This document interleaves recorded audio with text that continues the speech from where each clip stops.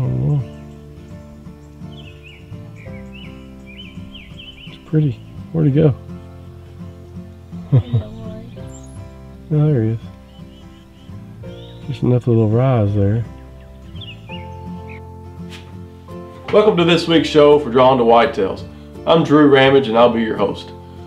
On this week's show we're going to be transitioning from turkey hunting and jumping into the focus on deer and whitetails. One of our taglines, as you know, is the season never ends. And there's always something you can be doing in the whitetail woods or the whitetail habitat to improve your odds during deer season in the fall. What we're going to do this week is we're going to be doing a couple different things. I'm going to be mowing a clover plot to maintenance it or maintain that I established a couple of years ago. Knock the weeds out and let this clover come up and hopefully drown those weeds out so they can't come back. And then we're going to join Dale Wilson, and he's going to give us a couple tips for being a better shooter with our archery equipment. He's going to focus on how you grip your bow and also your follow through and a couple things of what not to do for the beginners out there. One thing I wanted to touch on before we go to that is something that Benji Stringer has shared with me in turkey season, and it's a product from Gamehide. Gamehide is a clothing line, and this is the Elimitick series. I have the long sleeve shirt, and I got a pair of pants that I utilize during turkey season, and I never had the first tick or chigger or anything get on me this spring while turkey season. I went the entire season without a bite. I'm a believer in this product, and you're going to see me wearing it a lot more on these shows. I'm going to be utilizing it when I'm putting my trail cameras up, when I'm changing stands, or just in the field in general. It is well worth the price. It's relatively inexpensive, really, and well worth it. Everybody that's had chiggers before knows that if you get a bites or a bunch of bites of those, they're going to last for a week and a half, and they will just wear you out.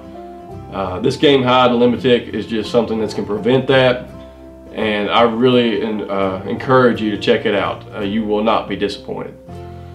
So without further ado, let's jump into this week's shows, and join us at the end for a recap and what you can expect in the coming weeks. Alright, we're here at my 20 acres behind my house.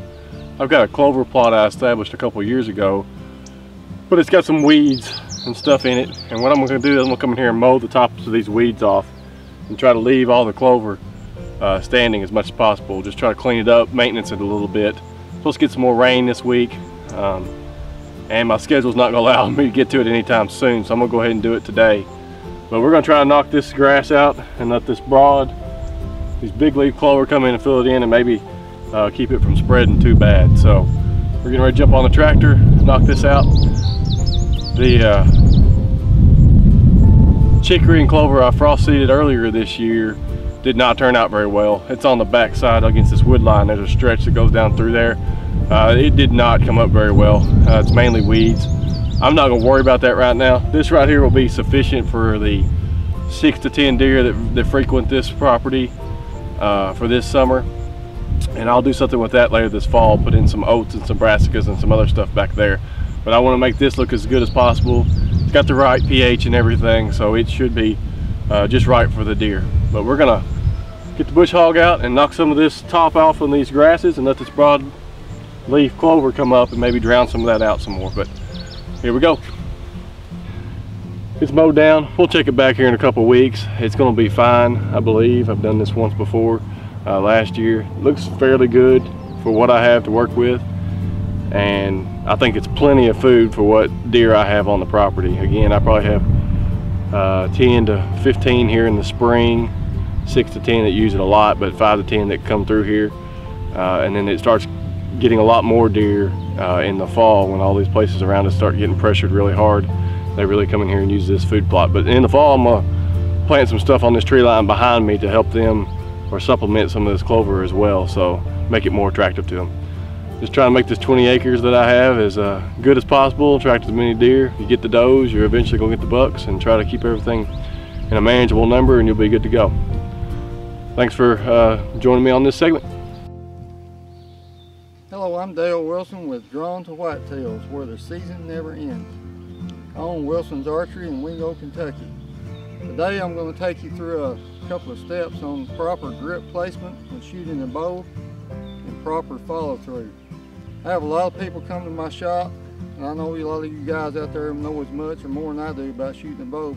A lot of these people, they don't know how to grip the bow. They grip it like in their palm, which is not good for you. Torque the bow, you get all kinds of problems. They stick their arms straight out, stiff as they can get it.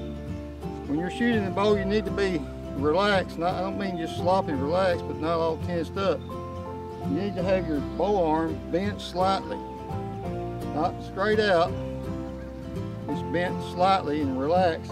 In your hand, when you're holding the bow, it's kind of like you're holding a bird, and you don't want him to fly away, but you don't want to hurt him.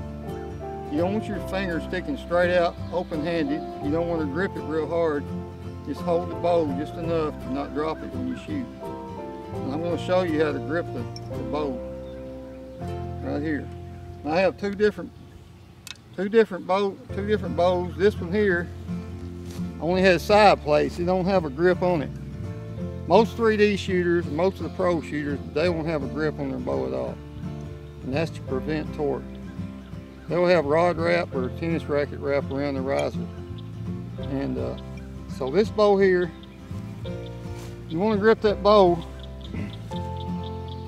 on the thumb pad of your hand, not in your palm.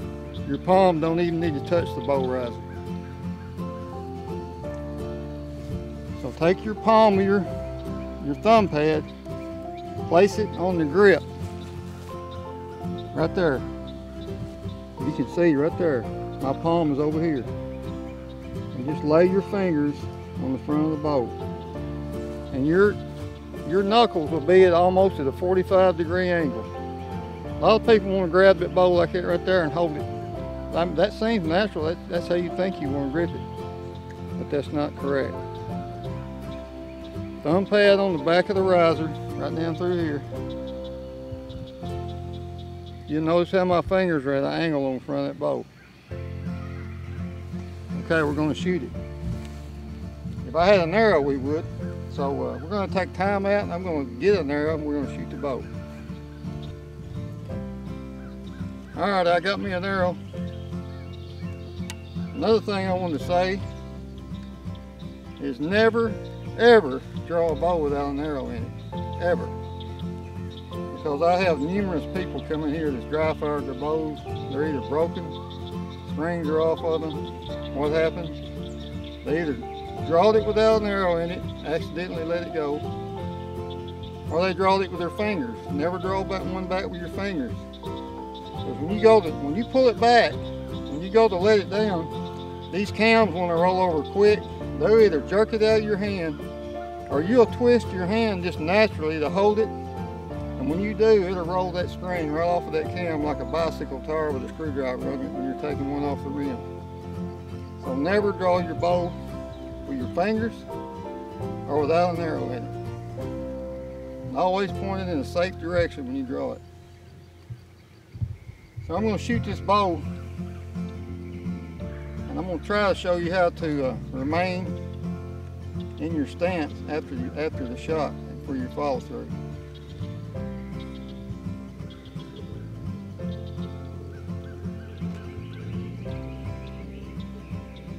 You can see I've got it back. My arm's bent slightly.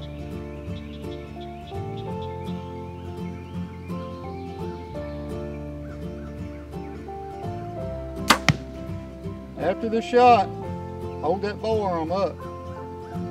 The bow just fell forward naturally.